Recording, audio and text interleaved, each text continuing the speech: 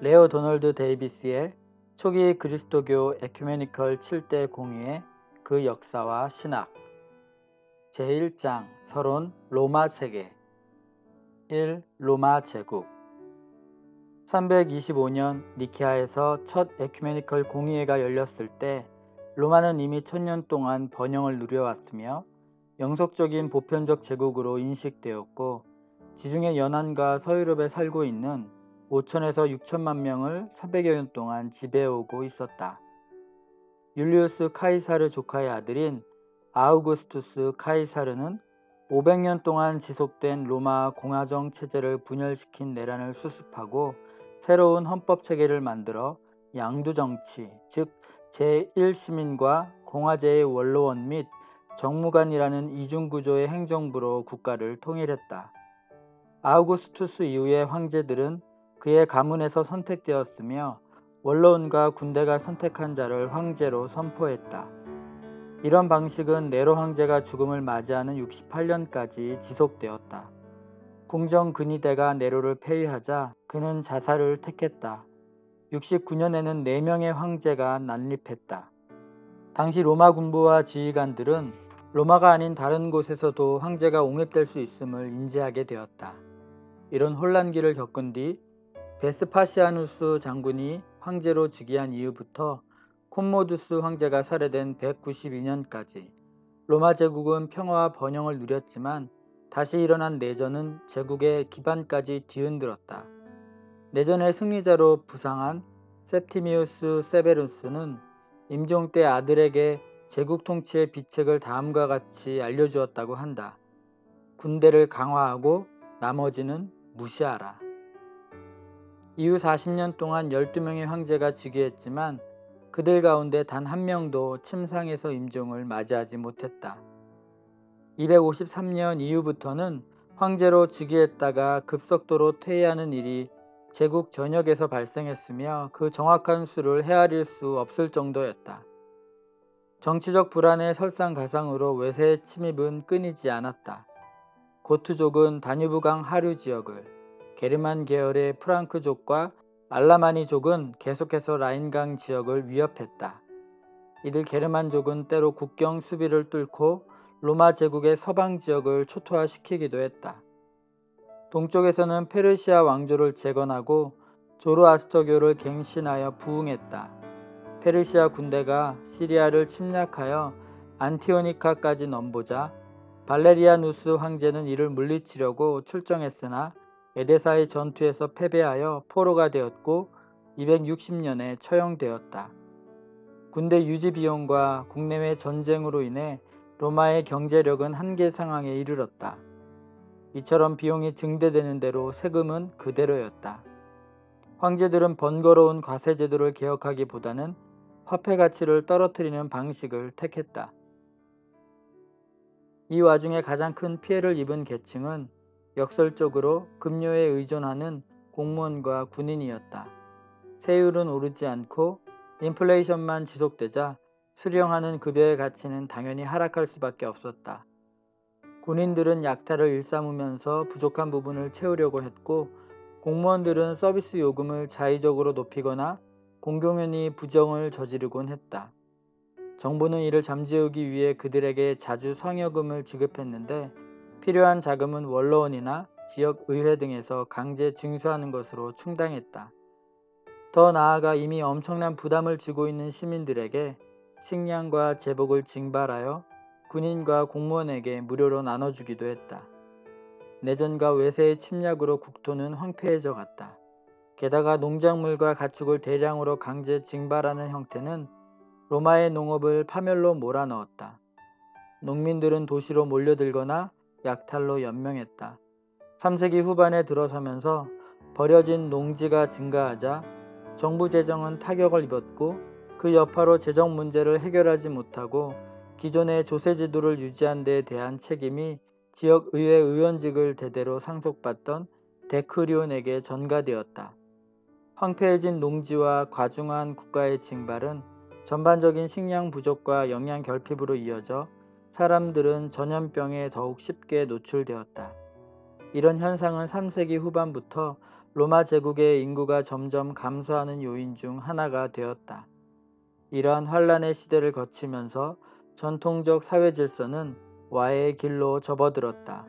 전통적으로 사회의 가장 상류층을 구성하던 원로원 의원들은 제국의 각 지방을 통제하며 군의 지휘관 역할을 하고 상당한 부를 축적하면서 완고한 이교도와 살았지만, 황제들이 자주 바뀌는 혼란한 시기에는 살해당하거나 파산하기도 했다.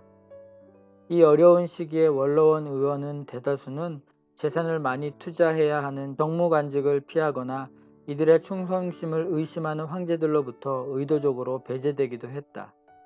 기사들과 상류층의 사업가들은 군대 장교나 공무원이 될 수 있었는데, 그들은 자신의 지위가 장군, 총독 혹은 황제의 지위를 동경하는 군대의 하위 계급으로 추락했음을 깨닫게 되었다. 그래서 종전까지 도시를 유지하고 관리해온 중산층 재산가들인 데쿠리온들과 지방의원들은 점차 과중한 책임을 기피하기 시작했다. 사실상 로마 제국은 자치도시들의 연합체였으므로 원로원 의원들의 입지가 약화되어 충성심마저 흔들리자 마침내 제국의 모든 행정적, 재정적 구조가 위협당할 수밖에 없었다. 평소 최대의 쥐연병을 제공하던 베테랑의 아들들에게 사회체제의 기저에서 공무원 세계의 하층부를 담당하는 군대는 더는 매력적이지 못했다. 구질서는 흔들렸다. 존스는 이 시기를 귀족 계급의 노블리스 오블리주 의식은 약화되었고, 중산층에서 시민의 애국심은 급속히 사라지고 있었으며 군대의 규율은 문란해지고 있었다. 이를 대신할 수 있는 것은 아무것도 없었다라고 평가했다. 2. 제국의 조직. 284년 누메리아누스 황제는 페르시아 원정을 마친 뒤 군대를 이끌고 고향으로 돌아오는 길에 침상에서 죽은 채 발견되었다. 로마군은 재빠르게 근위대 지휘관인 발레리우스 디오클레스를 디오클레티아누스라는 칭호를 붙여 황제로 옹립했다. 그는 로마군의 모병이 가장 활발하게 이루어지던 오늘날의 유고슬라비아 산악 지역에서 태어난 노예 출신의 말단 관리의 아들이었다.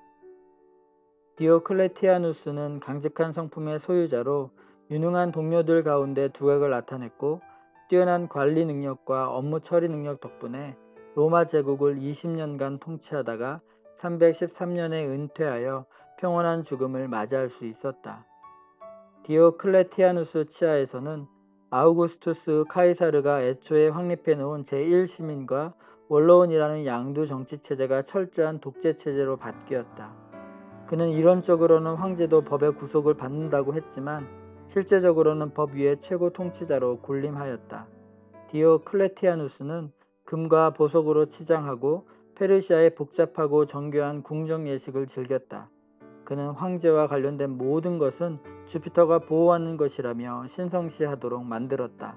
그를 호칭할 때에는 주인이시며 신이라고 불러야 했고, 그를 알현하는 사람은 누구나 그 앞에 엎드려야 했다. 또한 황제가 죽어나는 컨시스토리 때는 황제만 앉을 수 있고 나머지 사람들은 서 있어야 했다. 이 모든 허례허식은 디오클레티아누스 황제를 그의 동료였던 다른 장군들과는 확연히 구별되게 하는 실질적인 효과가 있었다. 디오클레티아누스는 황제가 되자마자 광활한 제국을 혼자서 다스릴 수 없다는 것과 행정체제를 확대할 필요가 있다는 사실을 알았다. 디오클레티아누스는 일리리아 지역의 농부 출신인 막시미아누스 장군을 제국의 서방 지역 아우구스투스로 임명해 통치하게 했다. 당시 아우구스투스라는 칭호는 한 지역 단위를 통치하는 선임 황제를 지칭했다. 디오클레티아누스는 주로 니코메디아 지역에 머물며 동방을 직접 통치하다가 서방으로 이동하여 그곳의 동료 황제를 다스렸다. 293년에는 디오클레티아누스는 행정체제를 더 세분화하여 서방의 카이사르로 콘스탄티우스 클로르스를 임명하였다. 그는 훗날 니케아 공회에 소집하게 될 콘스탄티누스 황제의 아버지이다. 다른 한편 디오클레티아누스는 갈레리우스를 동방의 카이사르로 임명했다. 디오클레티아누스는 이 두 사람을 선임 황제 밑에서 황제의 일을 배우게 하다가 적절한 시기에 후임 황제로 등극시킬 계획이었다. 그러면서도 디오클레티아누스는 제국 전체를 지배했고 행정과 관리를 위해서만 각 지방을 세분화했다. 이러한 행정 세분화 조치는 훗날 교회의 관리 체계에도 적용되었다. 디오클레티아누스는 제국의 도시와 영토를 묶어서 100개의 속주로 나누고 공공부문과 행정과 군사행정을 분리시켰다. 속주들은 처음에는 13개, 나중에는 15개의 관구로 묶였으며 황제가 파견한 대리자가 그곳을 관리했다. 이 관구들은 다시 관할구역으로 묶여졌다. 갈리아 지방의 관할구역은 오늘날의 영국, 프랑스, 스페인, 모로코로 구성되었고 이탈리아 지방의 관할구역은 오늘날의 북아프리카, 이탈리아, 북유고슬라비아, 오스트리아로 구성되었으며 일리리쿰의 관할구역은 불가리아, 루마니아, 마케도니아, 그리스로 구성되었다. 오리엔트 지방의 관할구역은 트라키아로부터 레반트를 지나 이집트까지였다. 로마 제국이 상당한 타격을 입긴 했지만 로마의 황제는 여전히 체계가 잘 잡힌 행정관리 체계를 통해 광대한 제국을 다스리고 있었다. 디오클레티아누스 황제의 이와 같은 관리 능력은 교회의 주교들에게도 깊은 인상을 주었을 뿐만 아니라 그가 더는 주교들을 박해하지 않았기 때문에 상당한 권위를 누렸다. 황제의 곁에는 근위대장이 보좌했다. 근위대장은 각 관구를 관리하던 대리자들과 각 속주의 총독들을 관리 감독했다. 또한 항소심을 위한 대법원의 역할을 수행하였고 오늘날의 참모총장 역할을 겸하면서 황제의 부관과 병참과 관련된 사항을 총괄했다. 여기에 무기 공장들을 관리하고 광활한 도로망 관리를 책임지기도 했다. 수석 참모 가운데 검찰관은 법무관을 겸했고 제국의 사무와 외교관계 업무 그리고 수사 요원이나 비밀경찰로 활용되던 제국의 칙사들을 감독했다. 2명의 재무관은 제국의 세입과 자산을 관리했다. 3명의 수석 비서관은 황실의 방대한 서신들을 관리했고 그들 가운데 선임은 기록 및 보존과 법률 고문 수석으로서 황제의 법령을 초안하는 일을 담당했다. 이들보다 낮은 지위인 황제의 대시종인 환관에게는 황실과 궁정 전반에 대한 관리 업무가 주어졌는데 이 덕분에 황제와 잦은 알현의 기회를 갖게 되어 상당한 정치적 권력을 행사할 수 있었다. 100개의 속주는 총독에 의해 관리되었는데 각각의 총독 휘하에는 100명의 수하들이 배치되었다. 또한 내부 치리를 위해 속주에 1명의 카운트를 두었으며 국경에는 둑수를 배치하여 군대를 지휘하도록 했다. 총독 위에는 처음에는 13명, 나중에는 15명의 황제의 대리자들이 감독했고 이들의 수하에는 300여 명의 관료가 있었다. 로마 그리고 이후에는 콘스탄티노플 역시 시의 행정관에 의해 관리되었는데 이들은 원로원의 의장이었으며 시를 관리하고 경찰, 수도, 식량 공급, 시장 등을 관장했다. 당시 공무원의 수는 3만 명에 달했다. 이들은 제복을 착용함으로써 시각적으로도 황제의 권위와 권력을 상징했다. 디오클레티아누스는 로마 제국의 군 병력을 50에서 60만 규모로 확충하고 핵심 전력인 1000명으로 이루어진 중보병 군단을 외국인 경보병과 기병대대가 호위하게 하여 일부를 국경지대에 상주시키고 나머지는 긴급 상황에 대비하여 이동 병력으로 만들어 예비 전력으로 운용했다. 동방의 황제들은 현명하게도 군을 직접 장악하면서도 5명의 지휘관들에게 군의 지휘를 맡겼다. 반면에 서방 황제들은 보병과 기병의 지휘를 한 사람에게 맡겼는데 이것이 훗날 화근이 되어 군의 지휘관이 경쟁자에서 지배자로 등극하는 상황을 초래했다. 디오클레티아누스가 도입한 세제와 대정개혁은 로마 제국이라는 엄청난 규모의 정부기구가 가질 수 있는 활력을 보여주는 것이기도 했다. 그는 재산 재평가 제도를 도입해 15년마다 제국 전체의 세금 체제를 재평가하여 세제 개혁을 단행했다. 토지는 면적과 토질에 따라 평가된 다음 징세 목적에 맞게 유게라로 구획되었다. 그 이유는 1유게라가 농민 한 가족이 살아갈 수 있는 기반이었기 때문이다. 해마다 정부 예산이 편성되면 유게롬 단위마다 징수 금액이 정해졌고 이를 각 도시의 데쿠리온들이 총독의 감독과 지휘 아래 징수해야 했다. 시간이 지남에 따라 세금은 농민 총 생산의 3분의 1을 차지하게 되었다. 그러나 황제가 보여준 활약은 기껏해야 눈속임에 지나지 않았다. 디오클레티아누스가 생필품의 시장 가격을 동결시키자 암시장의 거래 규모는 증가했다. 게다가 제빵사, 제화공, 무기 대장장이 등 일반 노동자들까지 제국의 통치 아래 있던 노동자 길드에 강제로 가입되었다. 도시에서는 데쿠리온들이 의회를 의탈하지 못하도록 강요당했고 시골에서는 농민들이 소작인으로 전락했다. 사람들은 가혹한 법령을 지나친 강제징수로부터 자신을 보호해줄 힘이 있고 부유한 후원자를 찾느라 한이 되었다.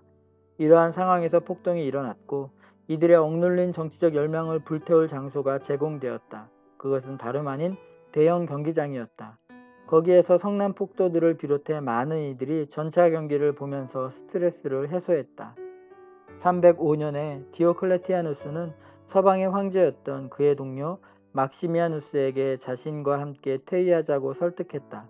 디오클레티아누스는 은퇴 후 스플리트에 위치한 거대한 궁전에서 양배추 농사를 지으며 남은 여생을 보냈다.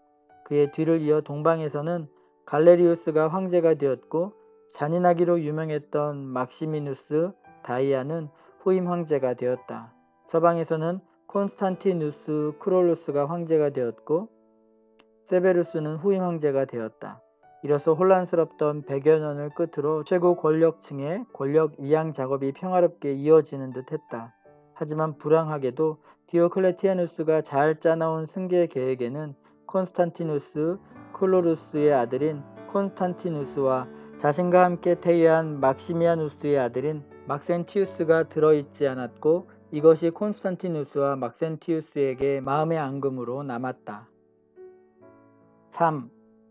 이교와 그리스도교. 로마 제국과 같이 광활한 땅에 걸쳐 있던 종교적 신앙은 고상하나 막연한 범신론으로부터 원시적인 애니미즘에 이르기까지 다양하였다. 로마인들은 전통적으로 상대방의 종교나 신앙에 대해 매우 관대한 태도를 지녔다.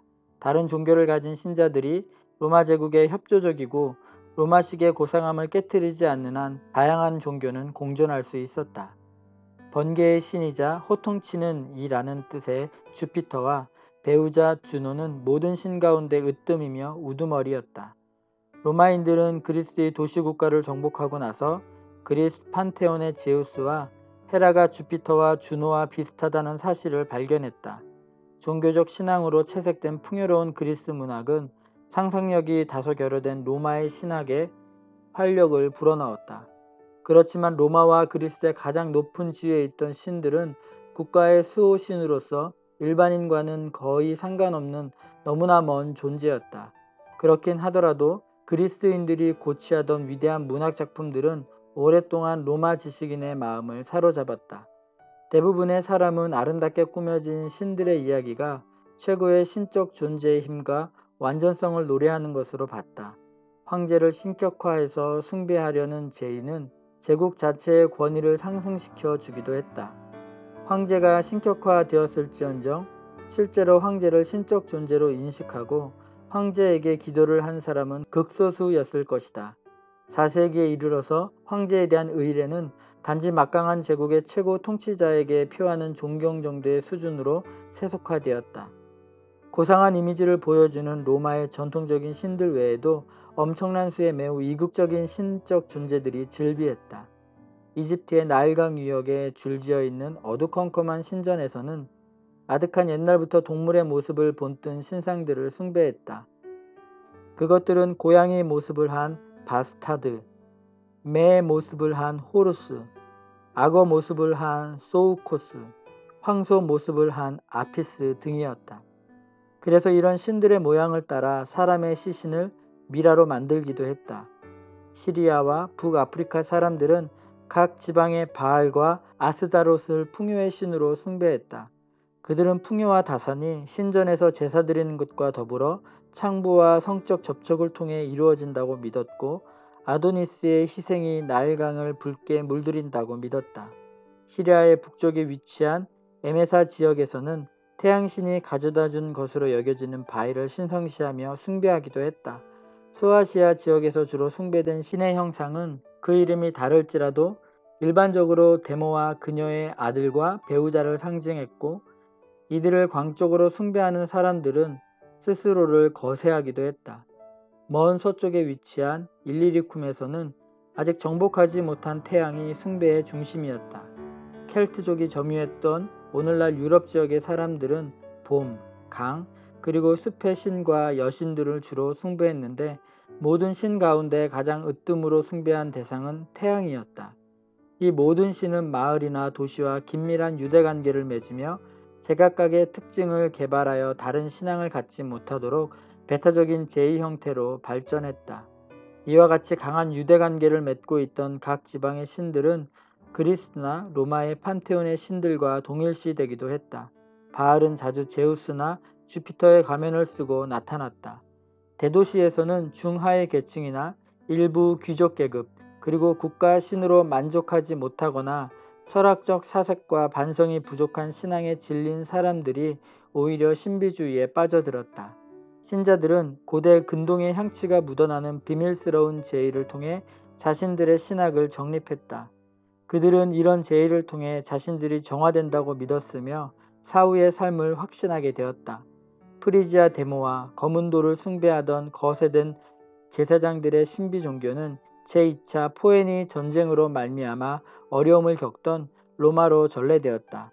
방탕한 난교의식은 자해나 스스로를 거세하는 것까지 포함했기에 처음에는 팔라틴 언덕의 사원으로 제한돼 있었지만 시간이 지남에 따라 이탈리아 전역으로 퍼져나갔다.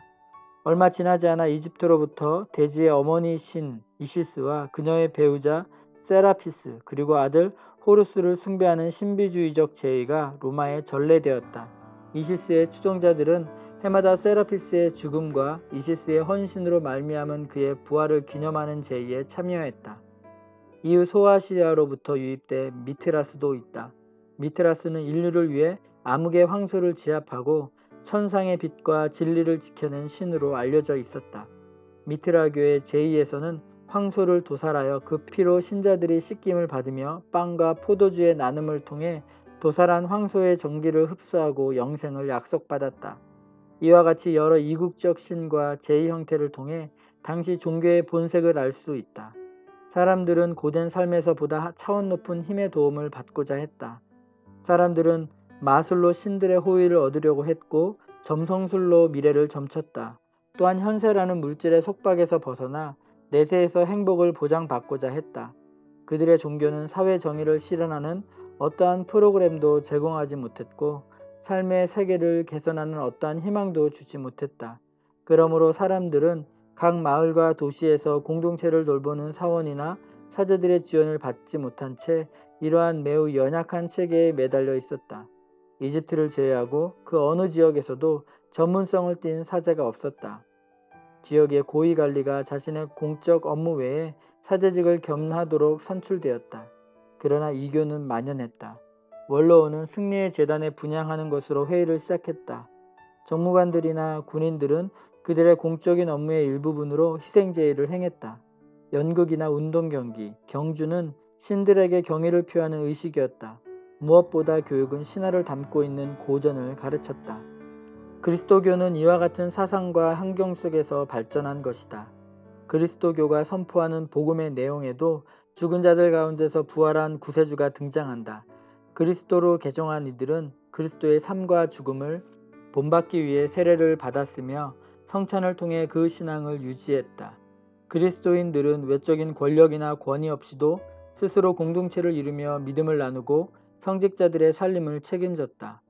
그리스도교는 신비주의 종교들과 흡사하게 먼저 도시의 중하위층에 스며들었고 귀족 계급이나 농민 계급에는 거의 전해지지 않았다. 그리스도가 결정적으로 다른 종교와 구별된 점은 이웃 민족이나 국가의 신 숭배를 완강히 거부하고 그것들을 사탄의 세력으로 규정한 것이다. 그리스도인들은 신의 축복을 받기 위해 반드시 필요하다고 여겨지던 우상에 대한 희생제에 전혀 참여하지 않았다. 게다가 신들에게 경의를 표하려고 행해지던 극장의 화려한 쇼나 경기장의 경기들을 멀리했다. 심지어 외식도 삼갔다. 당시 유통되던 고기는 대부분 사원의 희생제로 바쳐진 것이었기 때문이다. 그리스도인들은 병역이나 공공근무도 피했는데 그와 같은 직종에서는 신앙에 위배되는 맹세나 의무가 필연적으로 뒤따랐기 때문이다. 우상 숭배가 젖어 있었던 대중이 당연한 것으로 여겨지는 것들을 그리스도인들이 완강하게 거부하면서 살았기에 얼마 지나지 않아 그들은 인류의 적이라는 평판을 받을 수밖에 없었다. 하지만 그리스도교가 당시 많은 사람의 관심을 끈 것은 사회윤리 정신을 가졌기 때문이다. 그리스도인들은 근본적으로 코스모폴리턴이었다. 그들은 믿음이 국가와 민족을 경계를 초월하며 근본적으로 모든 사람이 평등하다는 것을 믿었다. 그들 가운데는 그리스도인이나 유대인이나 노예나 자유인에 대한 차별이 없었다. 브라운은 3세기 초 로마 교회의 모습을 다음과 같이 적절하게 표현했다. 이 당시 교회에는 해방 노예였던 황제의 시종이 있었는데 그가 상당한 정치적 권력을 행사하고 있었다. 교회는 황제의 후궁의 보호 아래 있기도 하고 많은 귀족 부인으로부터 후원을 받기도 했다. 그리스도인들은 지역 단위로 공동체를 형성했다.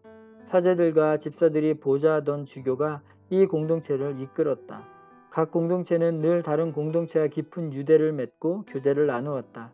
그들의 문서에는 공교회적 연합, 정신의 근간이며 공동의 신앙과 사랑에 기초하여 하나됨을 뜻하는 평화, 일치, 조화, 자선, 사회, 공동체라는 단어가 끊임없이 등장했다.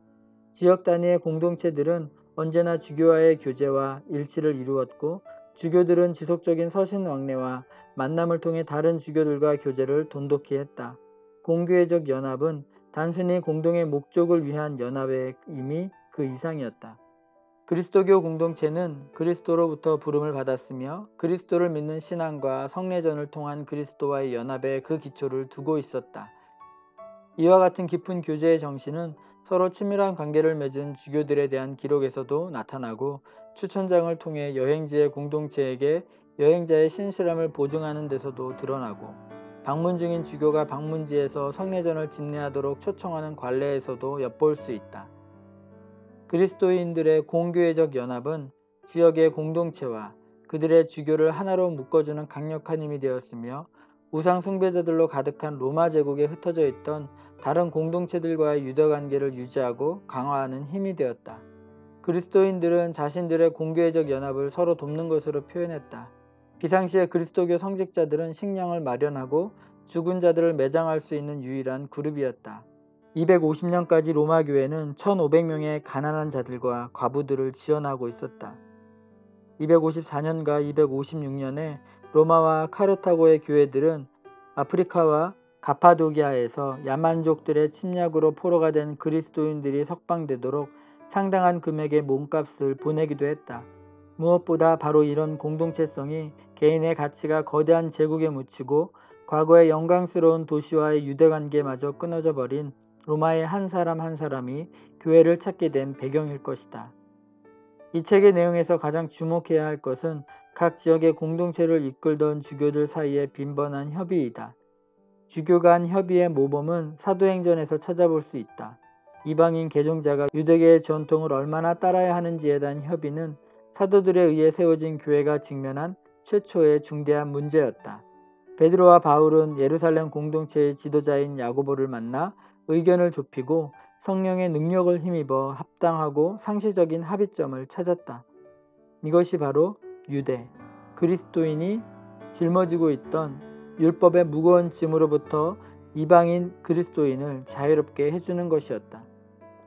몬타누스주의가 준동할 때까지 주교들이 공의회를 열었다는 기록은 없다. 몬타누스주의는 156년에서 172년까지 열광적 종교의 중심이었던 프리지아에서 몬타누스가 가르친 것이 그 기원이다. 그리스도교 교회가 제도화되어 가는 상황에서 몬타누스는 천상의 예루살렘의 교회에 묵시적 성령이 부어진다고 가르쳤고 이 성령의 부어짐은 곧 나타날 것이며 그것이 자신이 이끄는 종파의 예언자들을 통해 시작되었다고 주장했다.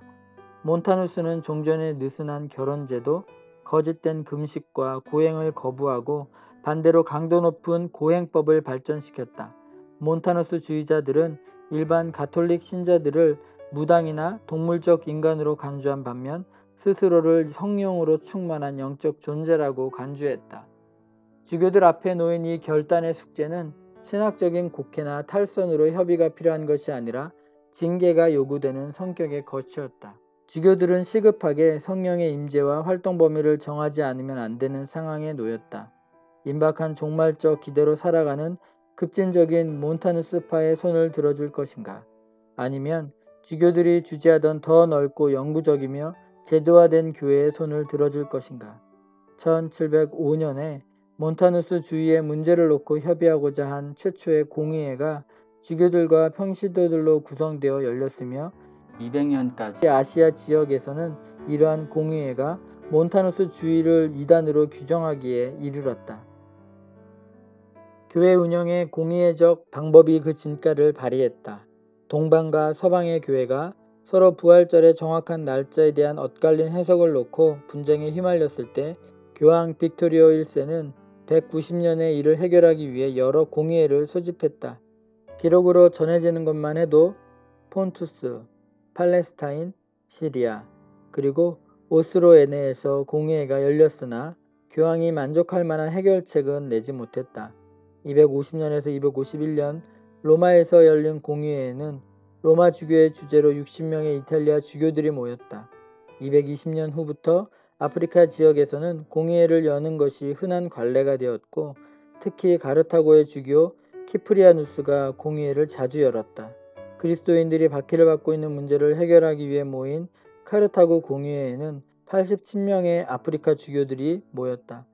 반면에 갈리아나 스페인 지방에서 열린 공의회에 대한 기록은 거의 없다. 그러나 306년에 열린 엘비라 공의회는 87개조의 징계 규정을 결정한 회의로서 중요한 의미를 지니는데 이 공의회는 공의회적 협의에 평생을 바친 코르도바의 오시우스 주교가 주재했으며 스페인 서남 지역에서 33명의 주교들이 참석했다.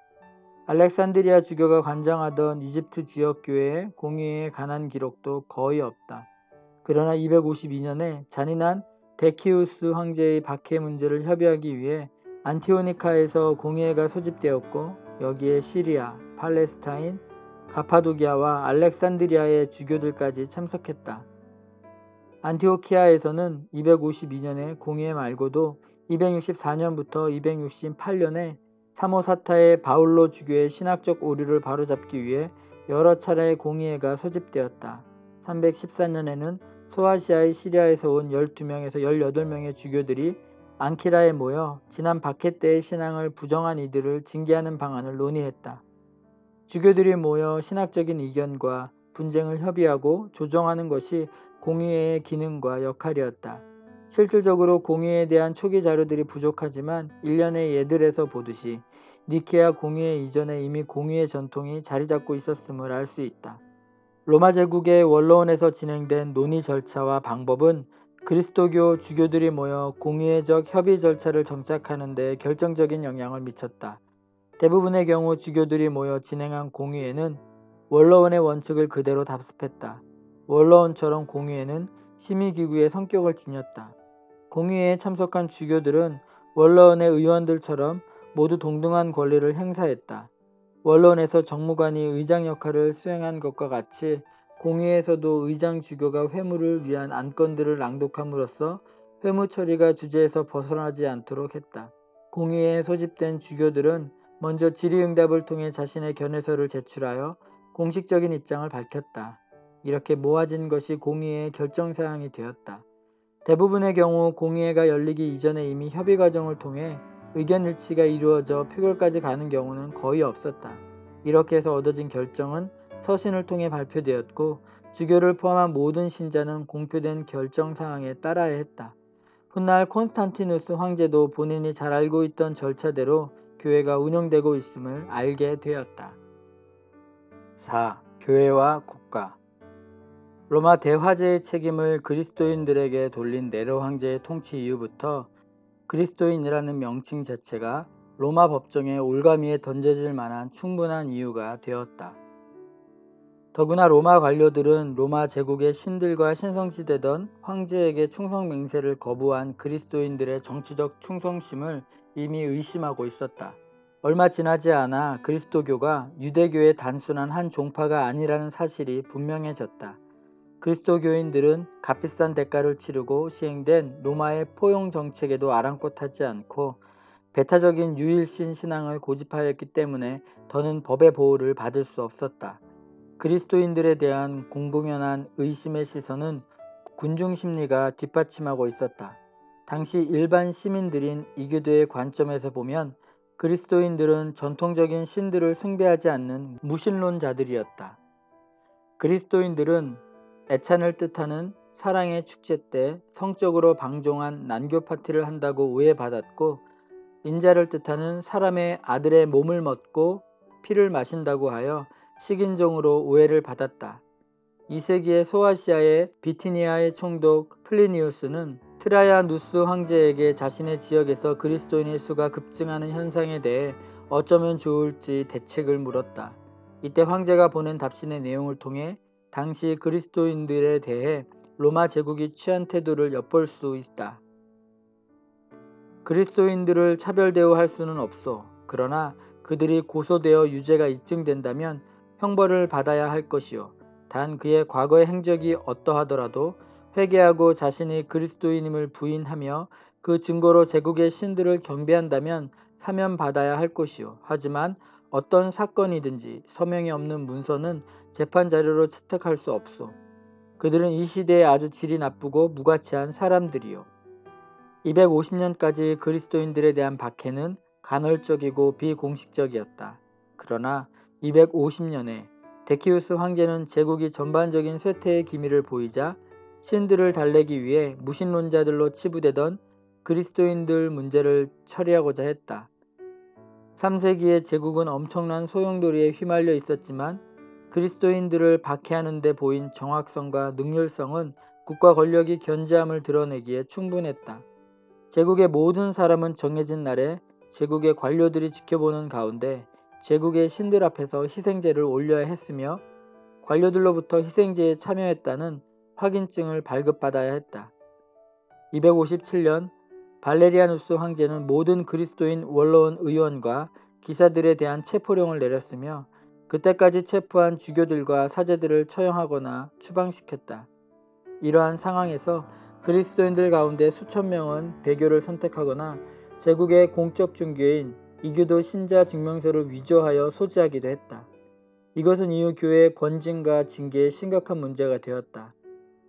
발레리아누스 황제는 이교도 신앙을 지키려고 했으나 얼마 뒤 동방에서 침략해온 페르시아와의 전쟁에서 패하면서 살해당했다. 발레리아누스 황제의 후계자인 갈리에누스 황제는 260년에 모든 박해를 중지하도록 명하고 구금 중이던 성직자들을 풀어주고 교회의 건물과 재산도 회복시켜 주었다. 그리스도인들에 대한 박해가 비교적 덜한 시기인 3세기 후반의 교회는 그레코 로만 문화와 가까워졌다. 서방의 순교자 유스티누스와 특히 동방의 알렉산드리아의 오리게네와 같은 사람들의 영향으로 그리스도교회는 평범한 중산 시민계층의 사고방식과 생활 양식 및 욕구를 함께 호흡하고 충족시킬 수 있었다. 그동안 로마 문명에 역행하거나 곁가지 정도의 분파 종교로 취급받던 데에 벗어나 이제 그리스도교가 사회 전반에 그 영향력을 미칠 준비를 갖추었다. 당시의 현장을 브라운은 다음과 같이 적절하게 기술했다. 이는 교회 역사상 가장 중대한 전환점이었으며 3세기에 일어난 사건 가운데 가장 중요한 것이었다.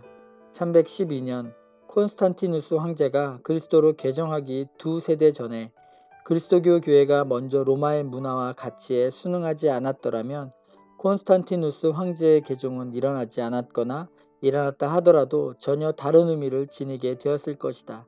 4세기 초에 이미 스페인에서 열린 어느 공의회는 그리스도인들이 시의 직책을 맡거나 고위 성직자가 제국 종교 행사를 관장하는 경우의 규정을 말해놓고 있었다. 4세기 초 락탄티우스를 비롯한 그리스도교 변증가들에게 그리스도교는 로마 문명을 담아내고 유지할 수 있는 유일한 버팀목이었다. 당시의 고전 철학과 윤리의 가장 고귀한 유산들은 그리스도교 계시로 확인받아 야민족의 침탈로부터 보호받았다. 그리스도교의 하나님만이 로마 제국을 파국으로부터 지켜낼 수 있었다. 그러나 교회와 국가 권력 사이의 평화는 오래 지속될 수 없었다. 298년 디오클레티아누스 황제와 그의 후임 황제 갈레리우스가 시대의 징조를 읽기 위해 제국의 신들에게 희생제를 바쳤을 때 로마의 점쟁이들은 보통 때와 달리 반복해서 시도했음에도 희생제물의 간에서 점괘를 읽어낼 수 없었다. 점쟁이들의 수장은 악귀로부터 자신을 보호하려고 그 성호를 그은 그리스도인 관료들에게 점괘를 읽을 수 없는 책임을 돌렸다. 분개한 디오클레티아누스 황제는 제국의 모든 병사와 관료들에게 희생제를 바칠 것을 명령했다. 다른 종교들에 비해 관대했던 디오클레티아누스는 열광적인 이도교인 갈레리우스의 선동 때문인지 몰라도 303년에 그리스도인들에 대한 공격을 강화했다. 그리스도인들은 성서를 빼앗겼고 교회들은 파괴되었다. 군대는 황제의 관저에서 내다보이는 니코메니아 교회를 신속히 파괴했다. 그 다음 날에 모든 그리스도인 관료는 직위를 박탈당했다. 황제의 포교령을 뜯어낸 강경파 그리스도인들은 오랫동안 고문당하고 처형되었다. 궁전에 2번의 화재가 발생한 뒤에 모든 주교와 사제에 대한 체포령이 내려졌다. 수많은 사제들을 체포해서 구금했기에 많은 인원을 오랫동안 수용할 수 있도록 설계되지 않은 로마의 감옥은 넘쳐나기 시작했다. 디오클레티아누스 황제는 제3차 포고령에서 제국의 신들에게 희생제를 드리게 한 뒤 체포된 그리스도인들을 풀어주도록 명령했다. 304년에는 이미 50년 전에 데키우스 황제가 사용한 술책을 본떠 만든 제4차 포고령을 통해 모든 시민이 제국의 신들에게 희생제를 드린 다음 그 확인서를 발급받도록 했다. 4차례에 걸친 포고령은 제국의 각 지역마다 각기 다른 모습으로 이행되었다. 서방의 경우 콘스탄티우스 콜로로스는 제1차 포고령을 공포했지만 교회들을 파괴하진 않았다. 게다가 2차, 3차 그리고 훨씬 심했던 제4차 포고령이 공표되었다는 증거조차 없다. 이전의 박해와 비교해서 상대적으로 적은 수의 사람들이 죽었지만 수천 명의 그리스도인들이 체포당해 고문받아야 했고 이교도들이었던 군중들로부터 모진 모욕을 당하고 불안감에 시달려야 했다. 305년 디아클레티아누스는 건강이 악화되어 서방의 황제인 막시미아누스와 더불어 황제에서 물러났다. 서방에서는 콘스탄티우스 클로루스가 황제로 즉위하는데 그는 즉위하자마자 동방의 새 황제 갈레리우스에게 자신의 아들 콘스탄티누스를 돌려보내달라고 요청했다. 이제 갓 20살이 된 콘스탄티누스는 술집 여종업원 출신이자 293년에 콘스탄티우스 클로루스와 이혼한 헬레나의 아들이었다. 지난 12년 동안 콘스탄티누스는 디오클레티아누스의 궁전에서 살았다. 표면상으로는 좋은 교육을 받기 위해서였으나 실질적으로는 부친을 대신해 인질로 잡혀있던 것이었다. 갈레리우스는 처음에는 콘스탄티우스 클로루스의 요청을 받아들였지만 바로 다음날 생각을 바꿔 콘스탄티누스가 가지 못하도록 막았다.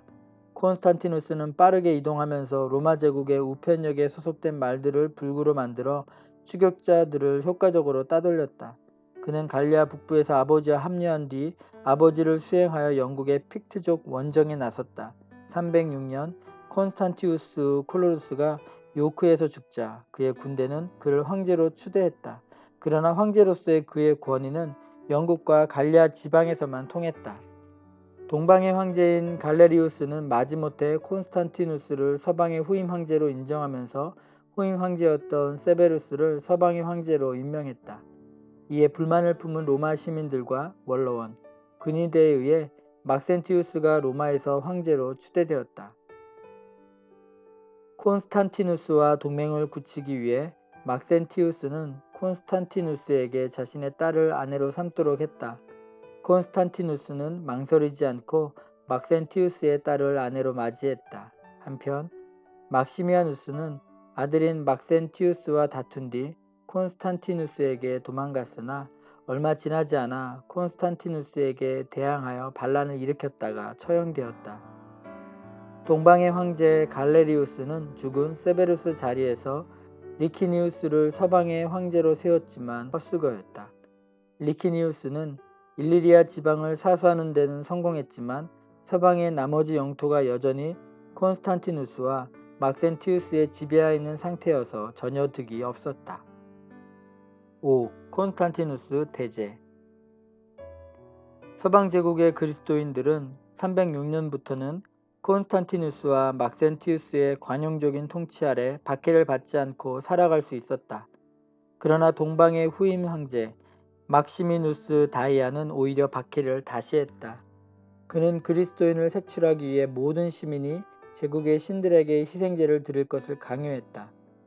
막시미누스 다이아는 그 다음 해에 이교도의 개종을 거부한 그리스도인들을 이집트나 남부 팔레스타인에 있는 광산이나 채석장의 강제 노역장으로 보내면서 그들의 오른쪽 눈을 뽑고 왼쪽 다리의 힘줄을 끊어버리기도 했다. 갈레리우스 황제는 311년에 병에 쓰러질 때까지 이러한 잔인무도한 정책에 협조했다. 하지만 바로 그의 내장암으로 고통하던 갈레리우스는 그리스도인들에 대한 관용을 선포하고 막시미누스 다이아에게 이를 묵인하도록 종용했다. 갈레리우스가 임종을 기다리고 있을 때 광산과 채석장에서 불구의 몸으로 강제 노역 중이던 그리스도인들은 귀환하도록 허락받았다. 그러나 얼마 지나지 않아 막시미누스 다이아는 또 다른 간접적인 방법으로 그리스도인들을 공격하기 시작했다. 그는 동방의 여러 도시에서 그리스도인들을 탄압하고 그들을 쫓아내려고 핵책했다. 또한 이교도의 종교적 제의를 개혁하기로 마음먹고 각 도시의 대사제를 직접 임명함으로써 제의 전반에 대한 통제권을 쥐는 동시에 그리스도인들을 감시하고자 했다. 312년경 박해로 말미암은 처형의 물결이 다시 시작되었다. 이 마지막 격동기에 안티오키아의 영향력 있는 신학자 루키아누스가 순교했다. 312년 막센티우스는 콘스탄티누스와 리키니우스에 맞서서 서방 제국을 손에 쥐고자 했다. 그러나 콘스탄티누스는 북이탈리아를 재빨리 공격하여 초토화시키고 남쪽의 로마로 향했다. 막센티우스는 콘스탄티누스가 포위 공격을 해올 것에 대한 준비에 열중했다. 열세한 규모의 병력을 이끌고 접근하는 콘스탄티누스를 본 막센티우스는 급히 플라미니아 문으로 나아가 북쪽으로 돌격했다. 그러나 콘스탄티누스는 막센티우스를 대파했고 막센티우스는 밀비우스 다리를 건너 로마로 후퇴하는 병력팀에서 최후를 맞이했다. 서방의 유일한 지배자가 된 콘스탄티누스는 312년 10월에 원로원으로부터 서방의 황제로 추대되었다. 같은 해에 동방에서는 리키니우스가 막시미누스 다이아를 향해 출정했다. 당시 막시미누스 다이아는 삼중의 위협에 직면해 그리스도인들에 대한 박해를 완화하고 있었다. 삼중의 위협은 아르메니아의 그리스도인 왕에게 패한 것, 자신이 다스리는 지역에 창궐하고 있는 기근과 전염병, 그리고 리키니우스의 위협이었다. 이러한 상황에서 막시미누스 다이아가 소아시아의 남부지방으로 물러나려고 할 때 리키니우스는 그에게 중대한 선택을 강요했고 그는 결국 자살을 택했다. 동방의 맹주가 된 리키니우스는 밀라노에서 콘스탄티누스를 만나 이견을 좁히고 그리스도인을 대하는 공동의 정책을 타협했다. 그것은 교회의 재산을 돌려주고 그리스도교 예배의 자유를 허용한다는 것이었다. 로마에는 콘스탄티누스의 승리를 기념하기 위해 원로원의 명령으로 대형 아치의 개선문이 세워졌다. 이 개선문에 새겨진 글귀는 콘스탄티누스의 승리에 대한 흥미로운 사실을 전해준다.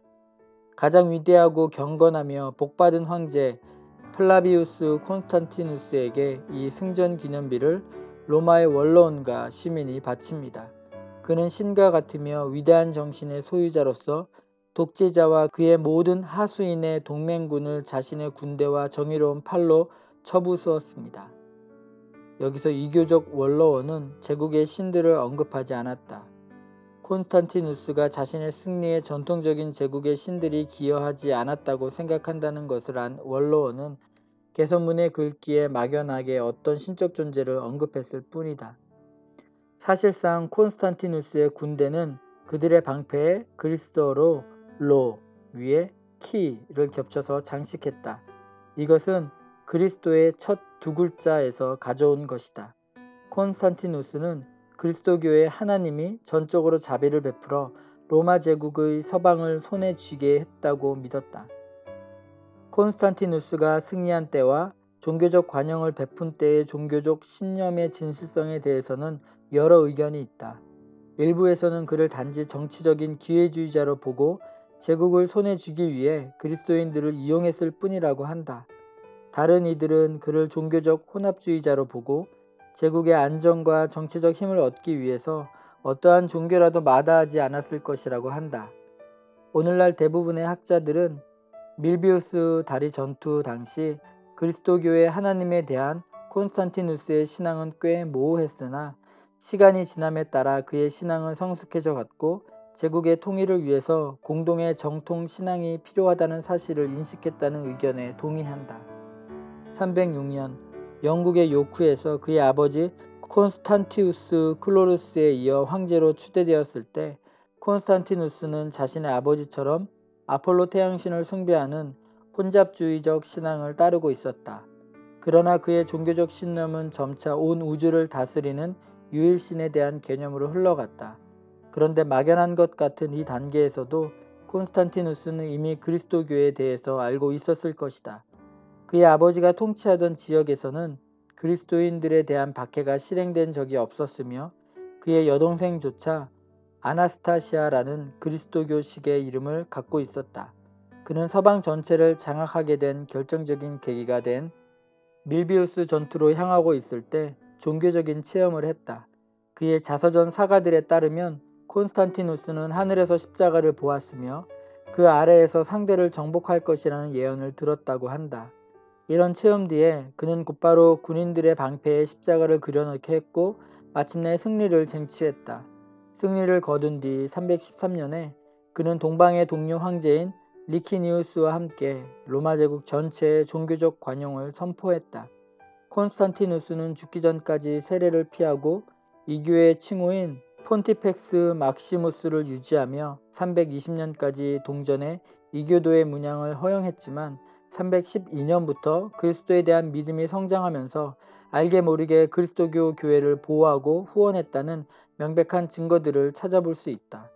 313년에 콘스탄티누스는 아프리카와 로마의 교회에 거액을 기부하기도 하고 라테란 궁을 그리스도교 주교의 관할 아래 두면서 교회에 막대한 지원과 후원을 하기도 했다. 법령에 따라 성직자들은 여러 공적인 의무를 면제받았으며 교회의 요청은 대부분 수락되었고 교회가 노예들을 해방할 수 있도록 했다. 그러나 이러한 특권과 권한은 이전의 이교도 사제들이나 기관들도 누렸던 것이었다. 한 주간의 첫날을 휴일로 정한 조치는 애매모호한 배경을 갖고 있다. 그날이 곧 그리스도의 부활의 날인 동시에 태양신에게 속한 신성한 날이었기 때문이다. 315년에서 316년에는 그리스도교 정신에 따라 로마 제국의 가혹한 법들이 완화되기에 이른다. 십자가 처형은 폐지되었으며 첩을 두는 일은 불법이 되었고 아이들은 법적으로 보호받게 되었으며 얼굴에 낙인을 찍는 행위가 금지되었고 독신 생활을 반대하는 법령도 폐지되었다. 콘스탄티누스는 아프리카에서 발생된 박해 기간 동안 이교도로 타락했거나 관원들에게 그리스도교의 서적이나 성찬기를 넘겨준 성직자들이 베푸는 성례전이 과연 진정한 것인지에 대한 의문을 제기한 도나투스 분파주의자들의 문제를 해결하기 위한 정책을 수행하면서 교회가 이 문제를 내부적으로 어떻게 처리하는지를 보고 많은 것을 배웠다. 이 같은 상황에서 도나투스파는 기존의 성례전을 인정하지 않고 세례와 성직 안수까지 다시 해야 한다고 요구하고 나섰고 교회는 이것들이 유효하다고 인정하는 입장을 보였다. 마침내 아프리카 교회는 씁쓸하고 아주 긴 분열을 맛보아야만 했다. 도나투스파 문제가 콘스탄티누스에게 처음으로 보고된 때는 314년이었다. 이때 콘스탄티누스는 로마 제국의 법적인 절차와 방식에 따라 진상조사단을 구성하고 주교단의 판결을 이끌어내려고 했다. 당시 로마의 주교였던 밀티아데스는 탁월하게도 이탈리아의 몇몇 주교들을 이 법정에 포함시킴으로써 세속 법정을 종교회의로 탈바꿈시켰다. 하지만 주교들은 단 한 번도 황제의 개입을 문제 삼지 않았다. 콘스탄티누스는 교회의 치리 방법을 익히게 되었는데 연이어 진행된 도나투스파와 관련된 회의에도 이를 적용하고 훗날 아리우스파와 관련된 문제의 해결에도 그대로 적용했다. 제1장 서론 로마 세계 중에서 레오 도널드 데이비스의 초기 그리스도교 에큐메니칼 7대 공의회 그 역사와 신학 중에서